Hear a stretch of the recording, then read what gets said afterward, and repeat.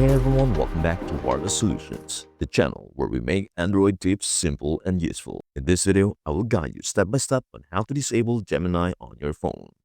This way, you can switch back to Google Assistant or turn it off completely. Here's an overview of what we will cover. Step 1. Change the default Assistant app. Step 2. Turn off Gemini in the Google app. Let's get started. Step 1. Change the default Assistant app.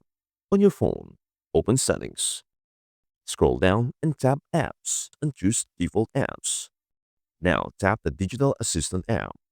Device Assistance app.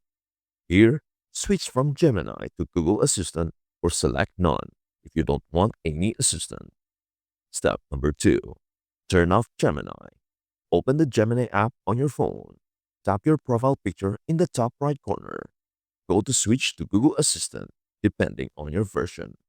Find the option for Gemini and select Google Assistant to default. This will disable it as your default voice assistant.